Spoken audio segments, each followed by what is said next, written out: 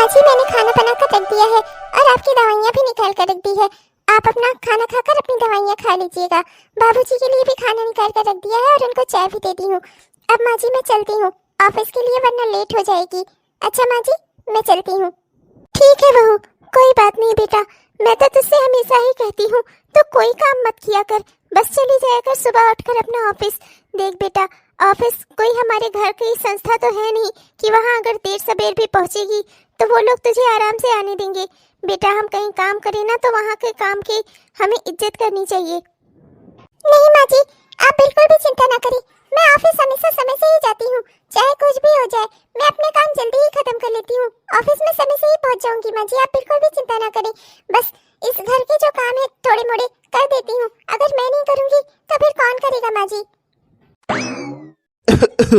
बहू, ऑफिस जा रही हो क्या? जाने से पहले जरा पैसे देती जाना। बिजली का बिल आया हुआ है, बिजली का बिल जमा करना है तो कुछ पैसे देती जाना। 8,000 रुपए। 8,000? ये आप कैसी बातें कर रहे हैं? मैंने तो कल खुद देखा था, सिर्फ 3,000 ही तो आया हुआ है बिजली का बिल, फिर आप 8,000 क्यों बता रहे हैं बहू को? अरे इतने पैसे कहाँ से लाएगी वो? अरे तो तुम चुप रहो भाग्यवान। अब क्या अपने खर्चे के लिए अपने खर्चे का नाम लूंगा तभी बहू मुझे देगी? अरे मेरे भी तो कुछ खर्चे हैं। मेरे खर्चे के लिए अगर बहू मुझे 4-5 हजार इकट्ठा दे देगी तो फिर क्या हो जाएगा? तुम्हें तो बहू अपनी पूरी की पूरी तनख्वाह दे देती है ना, तो क्या मुझे 5,000 रुपए नहीं दे सकती? ये क्या बात हुई? आपको अगर अपने खर्चे इतने ही ज्यादा बड़े बड़े खर्चे चलाने हैं तो आप अपना खुद क्यों नहीं कमाते, खुद कुछ क्यों नहीं करते? क्या सारी जिंदगी आप पहले बेटे के भरोसे थे, अब बहू के भरोसे रहेंगे? अरे आप खुद कुछ क्यों नहीं करते? क्यों इस तरह घर में बैठे रहते हैं, क्यों? अरे आप जिस लायक है वही काम करिए, पर कुछ तो करिए। अरे देख रहे हैं इस घर की पूरी जिम्मेदारी बहू के कंधे पर है और आप। हाँ हाँ भाग्यवान, वाह क्या बात है, बहुत अच्छी बात है। यही सब सिखाओ तुम। अपने से बड़ों का सम्मान करना ना सिखाना बहू को, ये सिखाओ कि ससुर को पैसे ना दे बहू, और इस बुढ़ापे में जाकर मैं बाहर दुकान दुकान बैठूं काम करूं। हाँ, अरे मेरे कुछ खर्चे हैं। अगर अनिल जिंदा होता तो मुझे किसी से कहने की जरूरत ही ना होती, मैं अनिल से ही मांग कर अपना काम चला लेता। अब अनिल नहीं है इस दुनिया में तो मुझे बहू और तुम्हारे आगे हाथ फैलाना पड़ता है, और तुम लोग मेरे साथ ऐसा सलूक करती हो। तुम मुझे काम करने के लिए कह रही हो? हाँ नहीं तो बहू मुझे पैसे देती हुई जाना। बहू, तेरे ससुर जी पागल हो गए हैं, तू इनकी बात मत सुन। तुझे इन्हें पैसे देने की बिल्कुल भी जरूरत नहीं है, तू जा अपना काम पर, मैं इन्हें देख लूंगी। आज ये सब कुछ हो ही ना रहा होता, अगर मेरा अनिल जिंदा होता तो आज ये सब दिन मुझे ना देखना पड़ता। बहू तू इनकी चिंता मत कर, मैं इन्हें संभाल लूंगी। माँ जी आप चिंता मत करिए, बाबूजी को जरूर कुछ खर्चा होगा तभी तो वो मांग रहे हैं। मैं कुछ ना कुछ इंतजाम करती हूँ माँ जी, आप चिंता मत करिए। अब मैं तुझे क्या ही बताऊं बहू, तेरे ससुर जी को क्या खर्चा है? दोस्तों के साथ बैठकर इधर उधर जुआबाजी करेंगे, इसी सब के लिए, जुआ सट्टेबाजी इसी सब में लगाने के लिए पैसे चाहिए इन्हें। मैं तो तंग आ चुकी हूँ इस घर के लोगों से। इस घर में कोई कुछ करना ही नहीं चाहता, सबके सब मेरी बहू के ऊपर ही निर्भर है। आज मेरा अनिल जिंदा होता तो मेरी बहू की ये दुर्दशा ना होती। अरे हाँ हाँ, इस बार हार गया तो क्या हुआ, अगली बार जीत जाऊंगा। कोई बहुत बड़ी रकम नहीं जीत ली है तुमने, मुझसे 10,000 जीता है तुमने। पर देखना अगली बार ना मैं 10,000 का दांव खेलूंगा और इससे ज्यादा जीतूंगा, तब देखना तुम। अच्छा ठीक है, फोन रखो, मैं तुमसे बाद में बात करता हूँ। ये सब आप क्या कर रहे हैं? ये सब करना क्या आपको शोभा देता है? बुढ़ापे में जिम्मेदारियां उठाने की, घर की जिम्मेदारियां उठाने की, तो आप ये सब काम कर रहे हैं, सट्टेबाजी कर रहे हैं, जुए में पैसे उड़ा रहे हैं।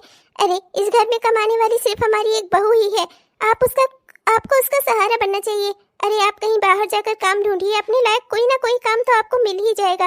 देखिए घर के खर्चों में आप बहू की मदद करिए। देखिए इतनी कम उम्र में मेरी बच्ची बेचारी, मेरी बहू विधवा हो गई, शादी का कोई सुख नहीं देखा उसने, शादी को ठीक से 1 महीना भी नहीं हुआ था और अनिल इस दुनिया से ही चला गया। बेचारी खुद में ही कितनी दुखी है, पर हमारे लिए, हम सब के लिए, हम परिवार के लिए वो बेचारी इतना कदम उठा रही है, इतना बाहर जा रही है, इतनी मेहनत कर रही है, तो हमारा क्या फर्ज बनता है कि हम उसका सहारा न बने। तुम ही को ऐसा लगता है कि तुम ही इस घर परिवार के बारे में सोचती हो, मैं भी सोचता हूँ। कमाने का सिर्फ यही एक तरीका नहीं है कि जाकर बाहर दुकान पर बैठकर लोगों की गालियां सुनता रहूं। अरे कमाने का एक तरीका ये भी है, सट्टेबाजी में पैसे लगाओ। अरे हार जीत तो लगी रहती है, आज कोई और जीता है कल मैं जीत जाऊंगा। अगर 10,000 लगाऊंगा दांव तो 20,000 मुझे मिलेंगे, समझी? इस तरह से होती है कमाई। अरे मेहनत करके, कमा कर, नौकरी करके कौन बड़ा आदमी बना है आज की दुनिया में? अगर अनिल जिंदा होता तो मुझे पैसे देने के लिए वो बिल्कुल भी ना सोचता। अब अनिल नहीं है, उसकी जगह पर बहू है, वो मुझे पैसे दे रही है, तब तुम्हें बड़ी तकलीफ है। जब बहू अपने हर महीने की तनख्वाह लाकर तुम्हारे हाथों पर रखती है तब तो तुम्हें तकलीफ नहीं होती। मुझे को जब पैसे मिलते हैं तब तुम्हें बड़ी दिक्कत होती है। टिंग टिंग टिंग टिंग रिंग, टिंग टिंग टिंग टिंग टिंग, सपनों में रोज आए, आज जिंदगी में आना। माँ, भाभी अभी तक घर नहीं आई क्या? 5 बजने को आए, ऑफिस को छूटे हुए तो 1 घंटा हो गया है, भाभी अभी तक घर नहीं आई। माँ, मैं आपसे कह रहा हूँ, भाभी को ना आपने बहुत छूट दे रखी है। अरे अब भैया तो है नहीं, तो हमें भाभी की देखरेख करनी चाहिए ना।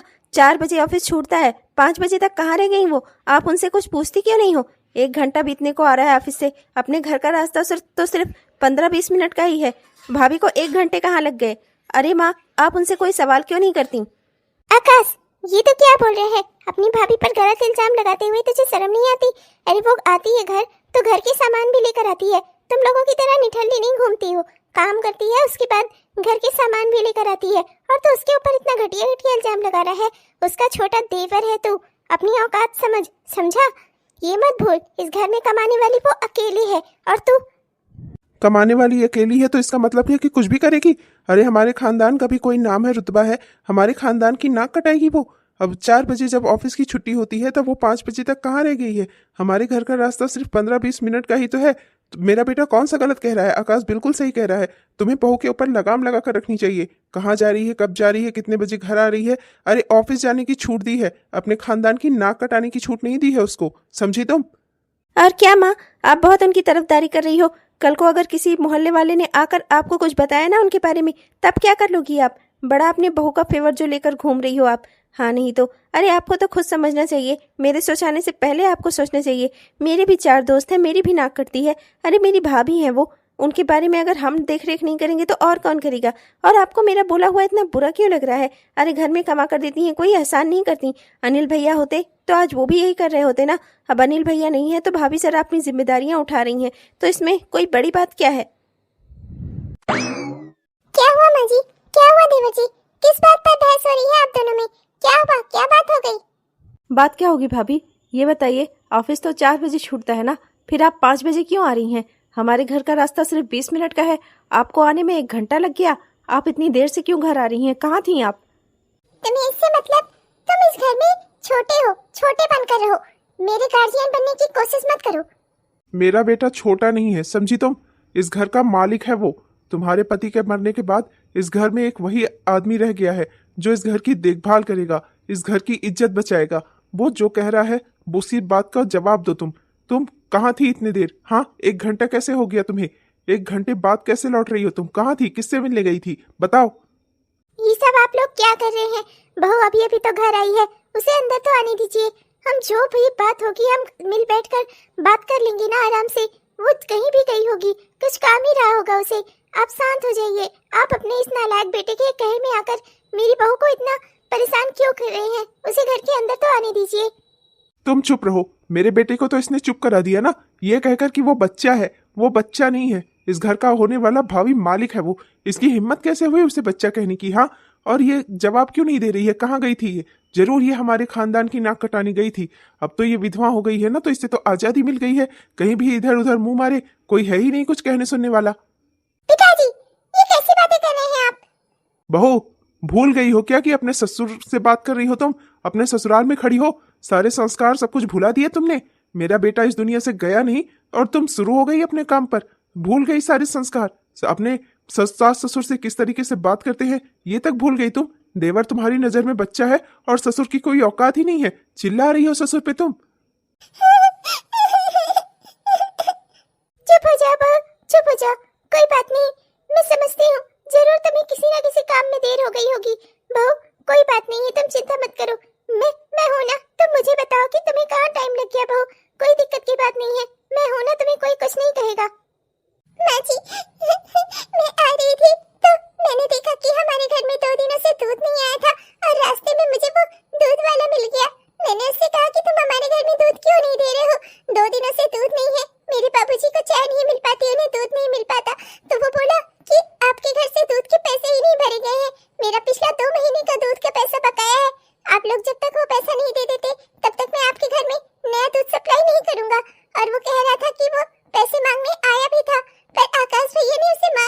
से भगा दिया। माँ जी, मैं गई थी एटीएम से, मैंने पैसे निकाल कर उसे दिए, 2 महीने का एडवांस भी दिया है। अब वो हमारे घर में दूध दे जिससे बाबूजी को दूध मिल सके। माँ जी, बस यही बात थी, इसी में थोड़ा समय लग गया। माँ जी, मैंने 2 महीने पहले भी हर महीने मैंने दूध वाले का पैसा आकाश भैया को दिया था, पर पता नहीं क्यों इन्होंने दूध वाले को नहीं दिया। अब बोल आकाश, तूने दूध वाले को पैसे क्यों नहीं दिए? जब बहू ने तुझे हर महीने दूध वाले को देने के लिए पैसे दिए थे तो तूने उसे पैसे क्यों नहीं दिए? और अगर वो पैसे मांगने आया था तो तूने ये बात मुझे क्यों नहीं बताई? हाँ बोल मुझे। नहीं दिए मैंने दूध वाले को पैसे। क्यों दूं? जब दूध वाले को मेरी पॉकेट मनी से ज्यादा पैसे मिलेंगे तो मैं दूध वाले को क्यों दूं? माँ, आपको पता है पिछले हफ्ते मेरी यहाँ कॉलेज में पार्टी थी, मेरे सारे दोस्त पार्टी में गए हुए थे, मुझे भी पार्टी करनी थी। और आप लोगों का क्या है? मैंने आपसे पैसे मांगे थे माँ, आपने मुझे कितना दिया था? 1,000। 1,000 में कौन सी पार्टी होती है? फिर जब भाभी ने मुझे दूध वाले को देने के लिए 8,000 रुपए दिए तो वो मैंने रख लिए और 2 महीने के 8,000 करके मैंने अपनी पार्टी में उड़ा दिए। माँ, मेरा पार्टी करना जरूरी है, आप लोगों से मेरी पॉकेट मनी तक नहीं दी जाती। अरे आप लोग समझते क्यों नहीं है? मेरे कॉलेज के दोस्तों के साथ मेरा पार्टी करना ज्यादा जरूरी था और भाभी ने मुझे पैसे नहीं दिए थे मांगने पर, आपसे भी मांगे थे, आपने भी नहीं दिए। और बाबूजी के पास तो पैसे होते ही नहीं है, तो फिर मैं लेने कहाँ जाऊँ? दूध वाले को उसके काम के पैसे मिलते हैं, तू भी काम कर ले कुछ। अरे तेरा कॉलेज खत्म हुए तो 2 साल हो चुका है, आज तक कहीं परमानेंट जॉब तो छोड़ो, किसी इंटर्नशिप पर भी नहीं लगा है तू। अरे अपनी जिंदगी का करना क्या चाहता है तू? अरे तेरी उम्र का था मेरा अनिल, तो वो उससे पहले ही कमाने लगा था, परिवार की जिम्मेदारियां भी उठा रहा था और घर परिवार भी देख रहा था। वो उसके जैसा जिम्मेदार बच्चा मेरा वो इस दुनिया से चला गया और तू अपने परिवार की जिम्मेदारियां उठाने की बजाय हमें ही नोच खा रहा है। चुप करो भाग्यवान, अपनी बहू के कहने में आकर मेरे बेटे को डांट रही हो तुम। अरे नहीं थे उसके पास पैसे, जब नहीं होगे तो आदमी कहीं से तो अरेंज करेगा ही ना, जहां से मिले उसने वहां से ले लिए। उसका अधिकार नहीं था क्या उन पैसों पर? सिर्फ पैसों पर अधिकार तुम सास बहू का ही है। अरे जो भी है घर में है, हम मर्दों के लिए भी है, समझी? हम तुम लोगों की रक्षा करते हैं और तुम लोग हम ही पर चढ़ रही हो। अरे ठीक किया मेरे बेटे ने, उसे पार्टी करनी थी, ले लिए उसने पैसे। तुम होती कौन है उससे हिसाब लेने वाली? हाँ, जो उसे ठीक लगेगा वो करेगा। ठीक है बेटा, तुम जाओ यहाँ से, तुम्हें हिसाब देने की कोई जरूरत नहीं है। तुम्हारा बाप जब तक यहाँ जिंदा खड़ा है ना, कोई माई का लाल है नहीं जो तुमसे पैसे का हिसाब करे। आगे से भी तुम्हें जब भी पैसे चाहिए हो ना, मुझे बताना, मैं खुद तुम्हें ला कर दूंगा। चिंता करने की बात नहीं है बेटा, मैं तो हूँ जिंदा, मैं तुम्हारे बाप हूँ। तुम्हें जब भी किसी भी चीज की जरूरत हो मुझसे आकर कहना, तुम्हारी माँ तुम्हें फटाक से देंगी। बस मेरे एक बार इन्हें डांटने की बात है। एब्सोल्युटली राइट डैड, इन औरतों की तो बुद्धि होती नहीं है, पैसे कहाँ खर्च करने हैं, कैसे खर्च करने हैं, ना ही हमें अपनी जिंदगी जीने देती हैं। मेरी माँ भी वैसे है और भाभी का मैं क्या ही कहूँ। तुम्हारी ये बहू ना हमारा वंशज नहीं है, समझी?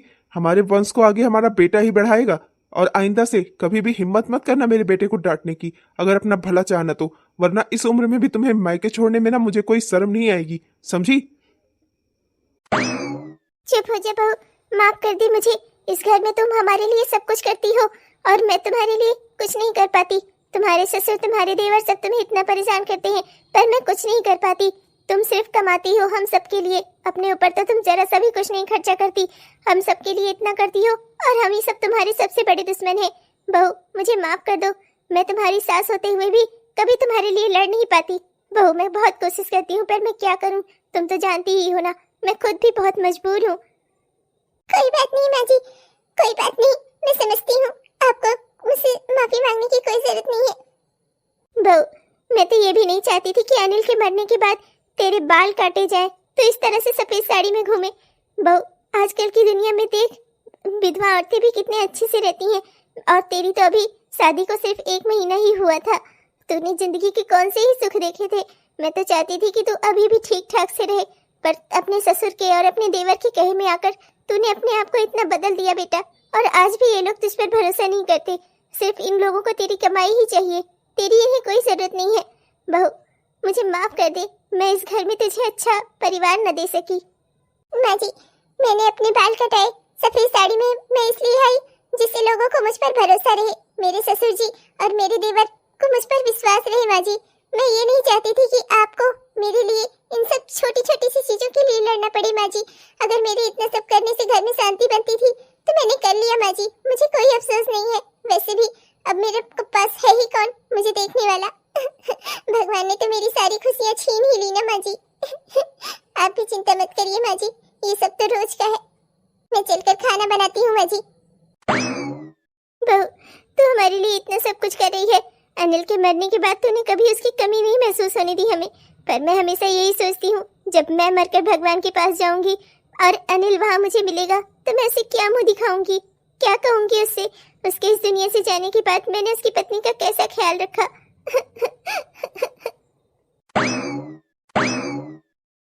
बहू, जब घर में पति और बेटा दोनों गैर जिम्मेदार हो तो घर की औरतों को ही घर के काम और बाहर के दोनों करने पड़ते हैं। तू कमा कर लाती है और मेरे साथ आकर बाजार में सब्जी और राशन का सामान भी ढुला कर घर ले चलती है। बहू, मुझे बहुत अफसोस होता है, ऐसे गैर जिम्मेदार बेटे को मैंने जन्म दिया है। आकाश जिम्मेदार होता अनिल की तरह तो आज हमें इतना दुख न भोगना पड़ता। घर में रहकर बस इधर उधर में उसका ध्यान लगता है, घर के काम में नहीं। इससे अच्छा अगर वो घर के जाकर राशन ले आ दे तो हमें यूँ इस तरह से बाजार से सब्जियां और राशन ढोकर घर न ले जाना पड़े। कोई बात नहीं माँ जी, आप चिंता मत करिए, हम भी तो घर के सदस्य हैं, फिर हम भी तो काम कर ही सकते हैं। कोई बात नहीं, अगर देवर जी और ससुर जी घर के सामान नहीं ला सकते तो हम तो ला सकते हैं ना, घर तो हमारा भी है। अरे वो देखो दीदी, ये कैसी औरत है, इसके बाल कहाँ गए? ये तो लड़कों जैसी लग रही है कौन ये? अरे शिश, उसके बारे में ज्यादा नहीं बोलते, उसको देखते भी नहीं, मनहूस है वो। तुम्हें पता नहीं है, शादी के 1 महीने बाद ही उसका पति मर गया। मनहूस है वो, उससे बोलने और उसे देखने लायक नहीं है। चलो दूसरे रास्ते पर चलते हैं। वैसे भी देख नहीं रही हो, वो सास बहू बस इसी काम की हैं, सामान ढो ढो कर लाती हैं, घर में बैठे मर्दों को कमाकर और बनाकर खिलाती हैं। हाँ, और उस औरत के तो बाल भी नहीं है। साड़ी पहनी है और सर पे बाल जैसे लड़कों की तरह। अरे चुप।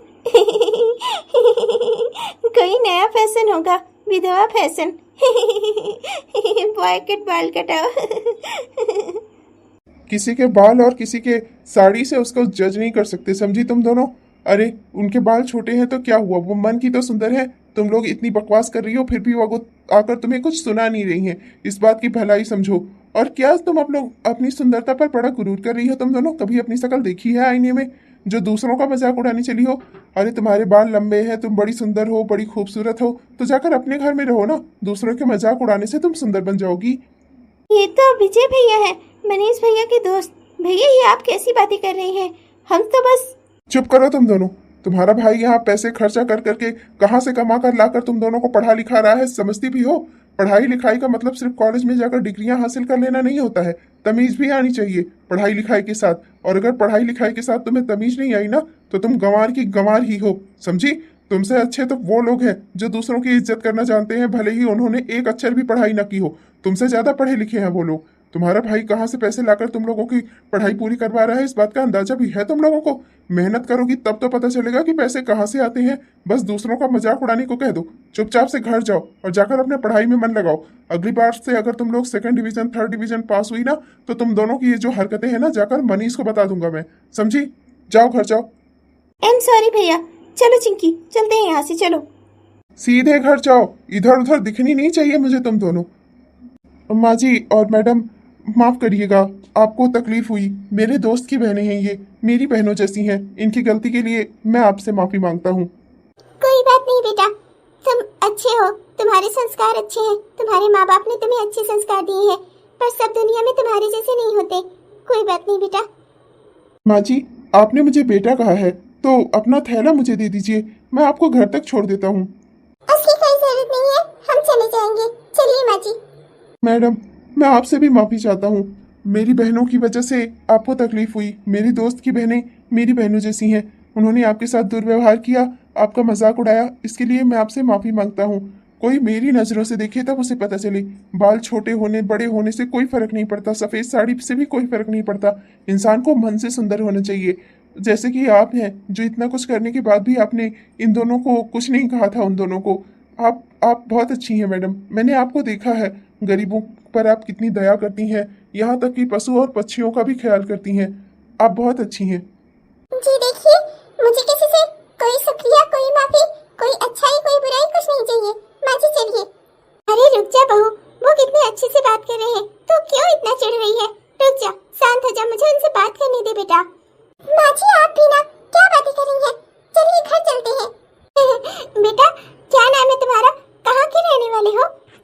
माँ जी, मेरा नाम विजय है। बस यही 2 गली छोड़कर ही मेरा मकान है। मेरे घर में मेरी एक बहन है और मेरी एक बुआ है। बस यही इतना परिवार है मेरा। मेरे माँ बाप की अभी कोरोना में डेथ हो गई। मेरे अब कोई नहीं है। दादा दादी पहले ही इस दुनिया से जा चुके थे। बस एक छोटी बहन थी जिसकी देखभाल करना था। और फिर मेरी बुआ भी अपना मेरे साथ चली आई रहने के लिए, जिससे हम दोनों भाई बहन की देखभाल कर सकें। बस वही बुआ है और मेरी बहन है। मेरी बुआ का नाम ललिता देवी है। वो बस यही 2 गली छोड़कर रहती हैं। अच्छा, ललिता तुम्हारी बुआ है? वाह, ललिता ने तो मुझे कभी बताया ही नहीं। बेटा वो मेरी बचपन की सहेली है। हम दोनों बहुत साथ साथ खेले थे। फिर ये तो सौभाग्य की बात थी कि एक ही गांव में हमारी शादी हो गई और मैं उसके 2 गली इधर रहती हूँ, वो मेरी 2 गली उधर रहती है। पर क्या करें बेटा, परिवार की जिम्मेदारियां ही ऐसी है ना कि हम सहेलियां भी कभी एक दूसरे से मिल नहीं पाती। वरना तो हम लोगों में आपस में इतना व्यवहार था कि मैं तुम्हें क्या बताऊं। सगी बहनों में इतनी दोस्ती नहीं होगी जितनी मेरी और तुम्हारी बुआ के बीच थी। हाँ आंटी जी, वो क्या है ना कि बुआ जी के पति मतलब मेरे फूफा जी की अभी कुछ समय पहले ही डेथ हो गई है और उनका बेटा अपनी बहू को लेकर अलग हो गया है। तो अब बुआ जी भी अकेली ही हो गई थी, तो वो यहीं आ गई हैं मेरे पास रहने के लिए। सुनकर बड़ा अफसोस हुआ बेटा। जिंदगी किसी को क्या रंग दिखाएगा पता ही नहीं चलता। पर तुम आओ ना कभी घर हमारे, चाय पर मैं तुम्हें अपने बहू के हाथों की चाय पिलवाऊंगी। बहुत अच्छी चाय बनाती है ये, नाश्ता भी बहुत अच्छा बनाती है। मैं इसके हाथों के समोसे खिलवाऊंगी तुमको। माँ जी चलिए ना, चलते हैं घर। अरे रुक जा बहू, देख नहीं रही मैं किसी से बात कर रही हूँ। अरे मेरी ललिता का भतीजा है ये, अब मैं इससे भी ना बात करूँ क्या? और बेटा बताओ तुम क्या करते हो, कहाँ तक पढ़े लिखे हो और कोई नौकरी वगैरह? जी आंटी जी, मैंने तो पोस्ट ग्रेजुएशन तक पढ़ाई की है और अभी मैं एक कंपनी में मैनेजर के पद पर काम कर रहा हूँ। एमबीए भी किया है मैंने, तो बस वही मैनेजर के पद पर काम कर रहा हूँ। और क्या कहते हैं, 45,000 की सैलरी भी है मेरी। उसी में मैं, मेरी बहन, बुआ सबका खर्चा आराम से चल जाता है माँ जी। और बेटा तुम्हारी शादी? शादी ये लड़कियां जैसे क्या शर्मा रहा है? शादी के बारे में ही पूछा है ना, कोई शादी के लिए प्रपोज थोड़ी ना कर दिया है। हंसी देखो बंदे की। माँ जी, अभी तक शादी के बारे में क्या है ना कि कुछ सोचा ही नहीं। बुआ जी तो बहुत कहती रहती हैं, पर मैंने भी सोचा है पहले बहन की शादी कर दूं, उसका घर बसा दूं, फिर मैं अपनी शादी करूंगा। बहुत अच्छी बात है बेटा, बहुत अच्छी बात है। बहन के बारे में इतना सोचते हो, तुम जैसे भाई होना बहुत अच्छी बात है। अच्छा बेटा विजय, अब अपनी बुआ को लेकर कभी हमारे घर आओ, इत्मीनान से बैठकर बातचीत हो। ललिता से मिले हुए मुझे भी बड़ा दिन हो गया है। अब ये तो अच्छा हुआ कि मेरे ससुराल से ही 2 गली के बाद रहने आ गई। पहले भी उसका घर मेरी 2 गली छोड़कर ही हुआ करता था, बस तब पीछे की ओर से था, अब आगे की ओर से 2 गली छोड़कर है। अच्छा ही किया वो तुम दोनों के साथ ही रहने चली आई। कोई बात नहीं, अच्छा ही किया उसने। वैसे भी जब बेटे और बहू को उसकी जरूरत ही नहीं है तो कम से कम तुम लोगों के साथ ही रहे, माँ की तरह तुम लोगों को प्यार करे, अपना बच्चा बना ले। देख बेटा, मैं तो यही कहती हूँ, रिश्ते ना मानने से होते हैं। खून से बने हुए रिश्ते जरूरी नहीं है टिके, पर अगर कोई दिल से किसी को अपना मान लेना तो वो रिश्ते ज्यादा चलते हैं। जी माँ जी, आप बिल्कुल सही कह रही हैं। मेरा और आपका विचार ना बिल्कुल सेम है। मैं भी यही सोचता हूँ।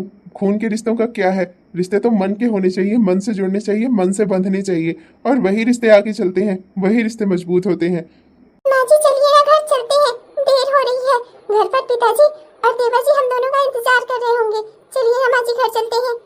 अरे हाँ हाँ, बहुत चल रही हूँ, तो कौन सा इतनी ट्रेन पर सवार है? अब इतने दिनों बाद ललिता का भतीजा मिला है, मैं उससे बात भी ना करूँ क्या? रुक जा। पर माँ जी सुनिए तो। माँ जी, अगर आप दोनों को देर हो रही है तो मैं जरा ऑटो बुला देता हूँ। आप लोग आराम से बैठकर अपने घर तक चली जाइए, मैं आप लोगों के लिए ऑटो बुक कर देता हूँ। अरे नहीं नहीं बेटा, देर तो जिंदगी ने कर दी है, मैं तो बस जल्दी करना चाहती हूँ सब चीज। मतलब कुछ नहीं, मुझे ना आलू की कचौड़ियाँ बहुत पसंद है और मैं उसे बहुत अच्छे से बनाती हूँ। मेरी माँ ने मुझे सिखाया था। अगर तुम घर आकर खाओगे मेरे हाथों की आलू की कचौड़ी और अपनी बुआ को भी लेकर आओगे ना, तो मैं वादा करती हूँ अपनी बहू के हाथों के समोसे और अपने हाथों की आलू की कचौड़ी खिलाऊंगी तुम लोगों को, और बढ़िया सी गरम गरम से चाय भी पिलाऊंगी। इस बारिश के मौसम में इतना चटपटा खाना खिलाऊंगी ना कि तुम दोनों को हमेशा याद रहेगा। अपनी बुआ से कहना कि शकुंतला ने उन्हें बुलाया है, याद किया है, और अपनी बुआ को लेकर मेरे घर आना, ठीक है बेटा? जी जरूर आंटी जी। चलिए माँ जी अब। हाँ हाँ बहू, चल चल। अच्छा आंटी जी नमस्ते, मैं आऊँगा जल्दी ही घर। तुम आओगे ना बेटा, तभी मुझे लगेगा कि तुमने मन से मुझे आंटी माना है। हाँ, जब मैं कुछ कहूँ और तुम मान लो, क्योंकि बड़े बुजुर्गों की इज्जत वही करता है जो बड़े बुजुर्गों की बात मानता है, और जो बड़े बुजुर्गों का बात मानता है ना, भगवान भी उसी का भला करते हैं। वो लड़की कितनी अच्छी है, बस बात यह है कि इनकी बहू के बाल कटवा दिए गए। विधवा होना क्या आज के समाज में भी इतना बड़ा गुनाह है। दुनिया कहाँ से कहाँ पहुंच गई। हम चांद पर पहुंच गए, सूरज पर पहुंच गए, अंतरिक्ष में हमने अपना नाम कर लिया, पर भारत के कुछ गांवों में आज भी क्या ऐसी दशा है औरतों की, इतनी बुरी। ऐसा क्या नहीं होना चाहिए। हमारा देश तरक्की कर रहा है तो हमें अपनी देश की औरतों को भी तो तरक्की करवानी चाहिए। उनके लिए पुराने नियम कानून जो पुराने समय में बने थे वो अभी तक क्यों है। कितने लोगों ने ये सब चीजें हटाने की कोशिश की। हमारे विवेकानंद जी ने कितने लोगों ने इस प्रथा को खत्म करने की कोशिश की, पर आज भी विधवाओं के साथ इतना बुरा व्यवहार क्यों किया जाता है। आखिर वो भी तो इंसान है, क्या उन्हें जिंदगी जीने का कोई अधिकार नहीं है। क्या हुआ बहू, तो मुझे ऐसे क्यों घूर रही है? माँ जी, आपने उन्हें घर बुलाकर अच्छा नहीं किया। आपको पता है ना हमारे घर का कैसा माहौल है, कैसे आएंगे वो हमारे घर, और अगर आ गए तो कहीं कोई कांड ना हो जाए। माँ जी, आप समझते क्यों नहीं है? हमारी जिंदगी इस तरह नहीं है कि हम लोगों को साथ सोशलाइज हो सके, लोगों को अपने घर बुला सके और लोगों के घर जा सके। हमारी जिंदगी जो है ना माँ जी, वही रहेगी। वो सब बहुत तो मुझ पर छोड़ दे, जो भी होगा मैं देख लूंगी। तुझे ज्यादा चिंता करने की जरूरत नहीं है। अगर तेरे ससुर जी का घर है तो मेरा भी है, मैं जिसे चाहूँ बुला सकती हूँ। वैसे भी वो मेरी सहेली का भतीजा है, क्या मैं उसे अपने घर नहीं बुला सकती? हाँ, माँ जी आप कब समझोगी। खैर देर हो रही है, घर आ गया है, मैं चलती हूँ। आप भी जल्दी से ऊपर आ जाइए। हाँ ठीक है, जा जल्दी जल्दी से मेरे लिए गरम गरम से प्याज के पकौड़े और चाय बनाकर रख। देख वो काले काले बादल आ रहे हैं, मेरा भी मन कर रहा है कि मैं चाय के साथ आज पकौड़ी खाऊं और बढ़िया सी कोई मूवी देखूं। तो जल्दी जल्दी से इंतजाम कर, मूवी में आकर खुद चला लूंगी। माँ जी को भी ना कभी कभी पता नहीं क्या हो जाता है, मुझे तो समझ ही नहीं आता है। हे भगवान, मैं बस जो सोच रही हूँ वो सही हो जाए। प्रभु इतनी कृपा करना कि शकुंतला देवी की सोच सार्थक हो जाए। मेरे ऊपर अपनी कृपा करना भगवान। क्या हुआ दोस्तों, आप भी जानना चाहते हैं कि मैं क्या सोच रही हूँ? ये जानने के लिए आपको मेरे कल इसी कहानी का दूसरा भाग देखना होगा। तब तक के लिए चलती हूँ, मिलूंगी आपसे मैं कल के वीडियो में। तब तक कहीं जाइएगा नहीं, आपको मेरा एक और काम करना है। अगर आपको हमारा यह वीडियो अच्छा लगा तो कृपया वीडियो को लाइक करना मत भूलिएगा दोस्तों। वीडियो को लाइक जरूर कर दीजिएगा। और हाँ दोस्तों, हमारे वो प्यारे प्यारे दोस्त जिन्होंने अभी तक हमारे इस चैनल को सब्सक्राइब नहीं किया है, कृपया सब्सक्राइब कर लीजिए दोस्तों, जिससे हमारे इस तरह के वीडियोस आप तक हर दिन पहुंचते रहे। अच्छा दोस्तों, तब तक के लिए चलती हूँ, वरना कहीं मेरे पकौड़े ठंडे न हो जाए। बारिश तो बस आने ही वाली है। ओए अम्मा, मैंने तो अपने कपड़े छत पर डाल कर रखे थे, कहीं सारे के सारे भीग न जाए। चलती हूँ दोस्तों, अपने कपड़े उतार लूं जल्दी से छत से। बरखा रानी रुक जाओ, मैं आ रही हूँ।